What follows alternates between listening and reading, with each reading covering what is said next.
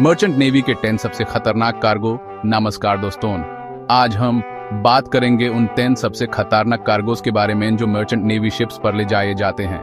Merchant navy की shipping industry में बहुत से कार्गोस ट्रांसपोर्ट किए जाते हैं, लेकिन कुछ कार्गोस ऐसे होते हैं जो अपने नेचर के कारण बहुत ही डेंजरस होते हैं। तो चलिए शुरू करते हैं।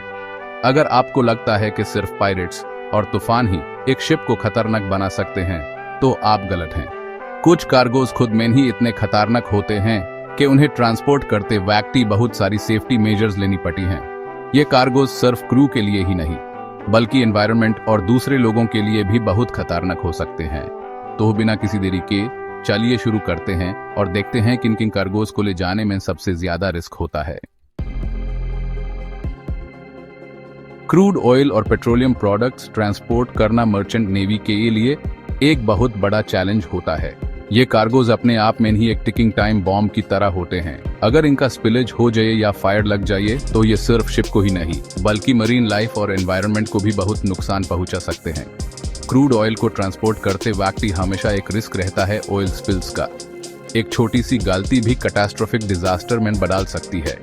पेट्रोलियम प्रोडक्ट्स जैसे कि पेट्रोल और डीजल भी बहुत इजीली फ्लैमेबल होते हैं। इन्हें ट्रांसपोर्ट करते वेकूटी हमेशा ये ध्यान रखना पड़ता है कि टेम्परेचर कंट्रोल में रहे और प्रॉपर वेंटिलेशन हो। जब भी क्रूड ऑयल और पेट्रोलियम प्रोडक्ट्स को ट्रांसपोर्ट किया जाता है तो फायर एक्सटिंग्विशिंग सिस्टम्स और स्पिल कंटेनमेंट मेजर्स को रेडी रखना पड़ता है। लिक्विफाइड नेचुरल गैस (LNG) और लिक्विफाइड पेट्रोलियम गैस (LPG) भी मर्चेंट नेवी के सबसे खतरनाक कार्गोज में से एक हैं।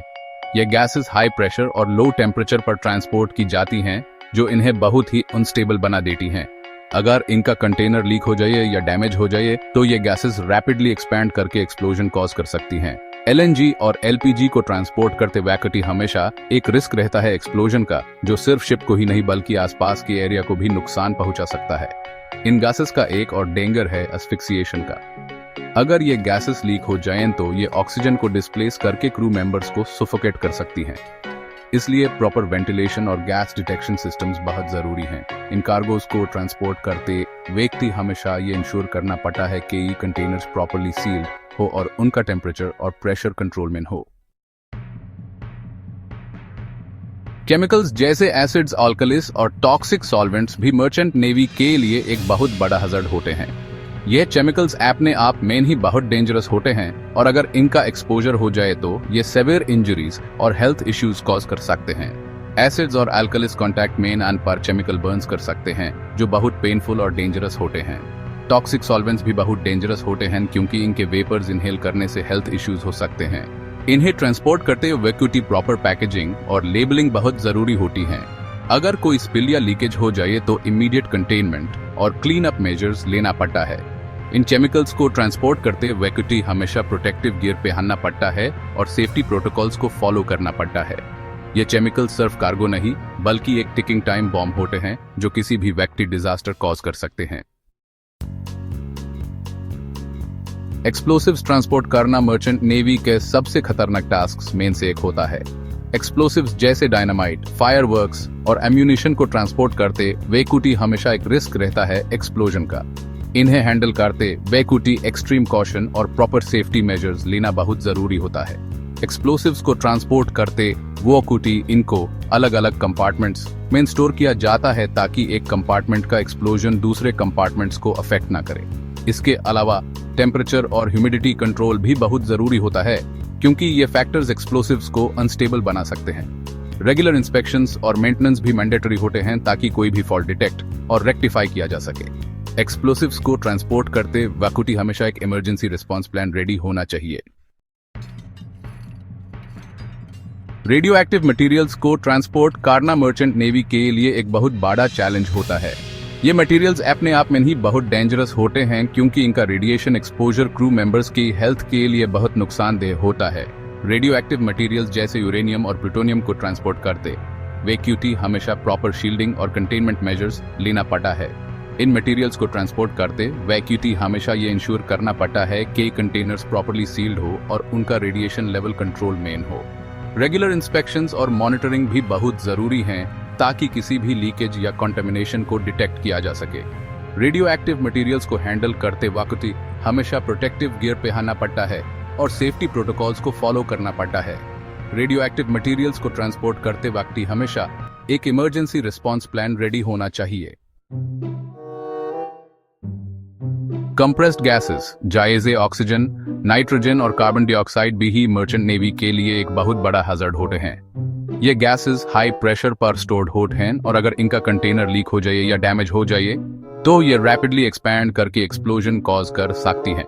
कंप्रेस्ड गैसेस को ट्रांसपोर्ट करते वक्त हमेशा प्रॉपर सेफ्टी मेजर्स लेना पड़ता है। इन गैसेस का एक और डेंजर है एस्फिक्सिएशन का।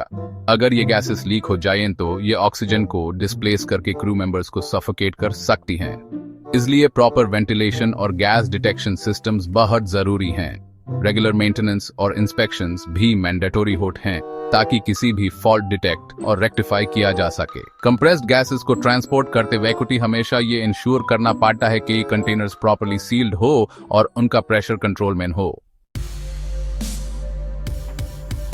Chapter 7 Flammable liquids other than oil। Flammable liquids जैसे अल्कोहल्स, एसीटोन और पेंट्स भी मर्चेंट नेवी के लिए एक बहुत बड़ा हैजर्ड होते हैं।